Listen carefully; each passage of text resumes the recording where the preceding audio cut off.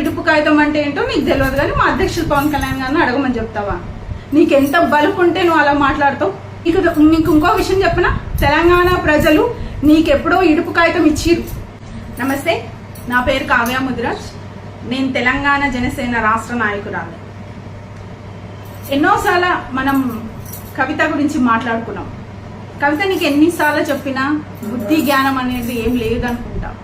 ఎందుకంటే ఎంతసేపు మా జనసేనాని, మా అధ్యక్షులు పవన్ కళ్యాణ్ గారిని నువ్వు రోజుకొకసారన్నా తలుచుకుంటే కానీ నీకు రోజు పొద్దు పొడుస్తలేనట్టుంది.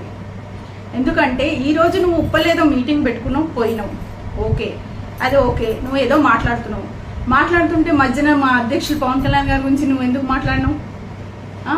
ఇడుపు కాగితం అంటే నీకు తెలియదు. అవును, కరెక్టే, నీకు తెలియదు. నీకు సారా స్కామ్లు అయితే తెలుస్తుంది, సారా రేట్లు అంటే తెలుస్తుంది. కానీ తెలంగాణలో ఇడుపు కాగితం అంటే ఏంటో నీకు తెలియదు, కానీ మా అధ్యక్షులు పవన్ కళ్యాణ్ గారిని అడగమని చెప్తావా? నీకెంత బలుపు ఉంటే నువ్వు అలా మాట్లాడతావు? ఎంతసేపు నువ్వు తెలంగాణ బిడ్డలు, తెలంగాణ ఉద్యమకారులు అని ఎంతసేపు అదే చెప్తున్నావు కదా.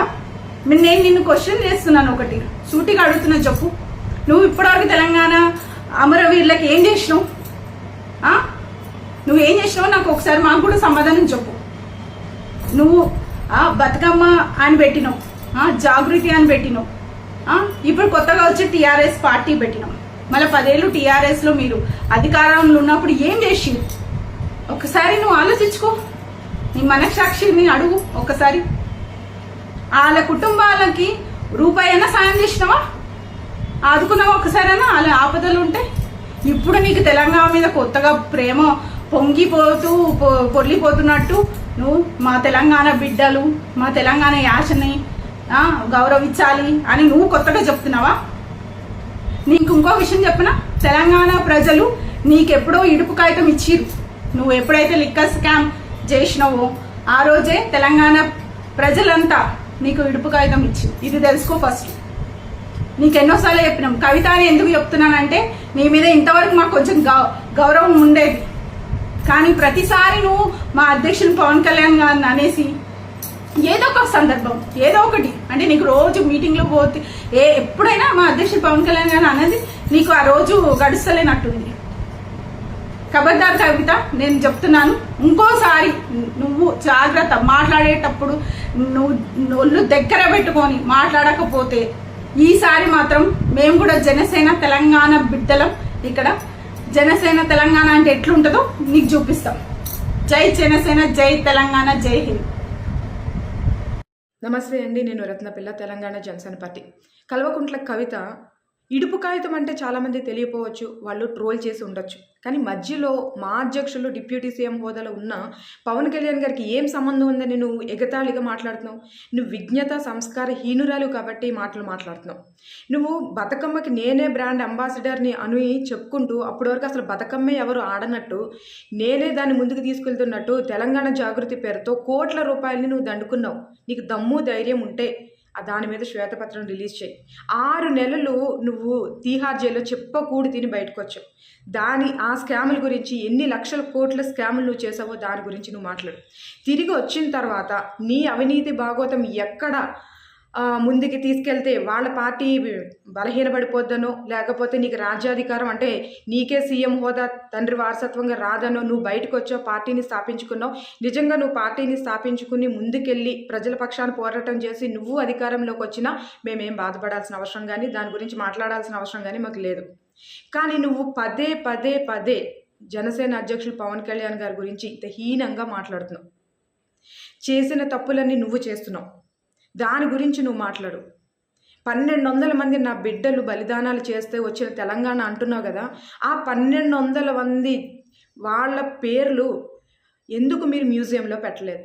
భావితరాలకు తెలవాల్సిన అవసరం లేదా? మీరు అలాగే కాగడ ఎప్పుడు కూడా ఆ అమరవీరుల త్యాగం వల్ల కాగడ వెలుగుతూ ఉంటుంది. మీరు ఎందుకు ఆ కాగడని ఇప్పటికీ వెలిగించలేకపోయారు? దానికి సమాధానం చెప్పు.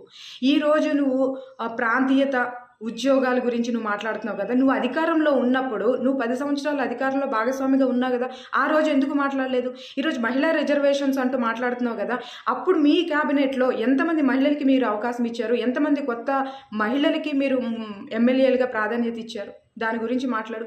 అప్పుడు ఏ రోజు నువ్వు మాట్లాడకుండా ఈ రోజు నీ స్వార్థం కోసం రాజకీయ పార్టీని పెట్టి నువ్వు మాట్లాడితే ఎవరు హర్షించేవాళ్ళు లేరు, ఎవరు విశ్వసించేవాళ్ళు లేరు. ఇక్కడ ప్రజలు విజ్ఞులు. నువ్వు ఆ రోజు మాట్లాడి ఉంటే ఈ రోజు ఏదన్నా నీకు సపోర్ట్ అనే ఇచ్చి ఉండేవాళ్ళేమో. సో నీ రాజకీయ లబ్ధి కోసం నువ్వు వచ్చావు, నువ్వు పోరాటం చెయ్యి, నువ్వు ముందుకెళ్ళు, పార్టీని ముందుకు తీసుకెళ్ళు. మా అధ్యక్షులు గారి మీద మరొక్కసారి నువ్వు మాట్లాడితే మేము కూడా అంతే తీవ్రంగా నీ మీద వ్యతిరేకించడానికి, నీ లోటుపాట్లన్నీ బయటికి తీయడానికి మేము రెడీగా ఉన్నాం. చూసుకో. నువ్వు పవన్ కళ్యాణ్ గురించి మాట్లాడావు కదా, ఫస్ట్ నీ గురించి మాట్లాడదాం. నువ్వు ఎక్కడి నుంచి స్టార్ట్ అయ్యావు? హిమాయత్ నగర్ బ్యూటీ పార్లర్ దగ్గర నుంచి స్టార్ట్ చేస్తే నీ చరిత్ర తిహార్ జైలు వరకు వెళ్ళింది. నువ్వు పవన్ కళ్యాణ్ గారి గురించి మాట్లాడుతున్నావా? అసలు నువ్వు చేసిన పనులేంటి? జాగృతి పేరుతో నువ్వు దోచుకున్నది ఎంత? లిక్కర్ స్కామ్ లో దోచుకున్నది ఎంత? నువ్వు తిహార్ జైలు గురించి చెప్పాలి కానీ పవన్ కళ్యాణ్ గురించి మాట్లాడే అర్హత కూడా నీకు లేదు. అసలు ప్రజలకి, మీ పార్టీ కార్యకర్తలకి అసలు నువ్వు ఏం సందేశం ఇస్తున్నావు? నువ్వు లిక్కర్ ఎలా అమ్మాలి, లిక్కర్ లో అమ్మితే ఎన్ని కోట్లు వస్తాయనే సందేశాలు నువ్వు నీ పార్టీకి ఇస్తున్నావు. నువ్వు తెలంగాణ ఆత్మగౌరవం తీసుకుపోయి ఢిల్లీలో తాకట్టు పెట్టినావు. నువ్వేం మాట్లాడుతున్నావు? అసలు నువ్వు మా పవన్ కళ్యాణ్ గురించి మాట్లాడే అర్హత కూడా లేదు. నువ్వు కేవలం కేసీఆర్ దయ వల్ల నీకు ఎమ్మెల్సీ ఇచ్చిండ్రు, కానీ నువ్వు ఏం చేయలేకపోయినావు కాబట్టి నీ ప్రజలు ఓడబెట్టిండ్రు. కాబట్టి నువ్వు మాట్లాడే ముందు జాగ్రత్తగా ఒళ్ళు దగ్గర పెట్టుకొని మాట్లాడు. నువ్వు అందరి తాళి బొట్టులు తెంచుతున్నావు. నువ్వు చేసిన స్కాముల వల్ల అందరు ప్రజలు రోడ్ల పడ్డారు. నీ వల్ల, కేవలం నీ వల్లనే మీ అయ్యి ఓడిపోయిండు. అది నువ్వు గుర్తుపెట్టుకో. ఎవరి వల్ల కాదు, వాళ్ళ వల్ల వీళ్ళ వల్ల అని చెప్తున్నావు కదా. హరీష్ రావు వాళ్ళనో పక్కనున్న ఎవరైతే పక్కనున్న వాళ్ళ వల్ల ఓడిపోయినారు అంటున్నావు. కాదు, నీ వల్ల, కేవలం నీ వల్ల. మా ఆడబిడ్డ, మీ ఇంట్లో నా ఆడబిడ్డ ఇట్లా చేసిందంటే మాకు ఇంకా దేశ కోసం రక్షణ ఏముంటది, ప్రజలకు రక్షణ ఏముంటది అని చెప్పి ప్రజలు మిమ్మల్ని తుక్కు కింద ఓడగొట్టిండ్రు. అది గుర్తుపెట్టుకో. కవిత, ఖబర్దార్ చెప్తున్నాం. ఇంకోసారి పవన్ కళ్యాణ్ గారు జోలికి వస్తే ఊరుకునేదే లేదు. జై తెలంగాణ, జై హింద్.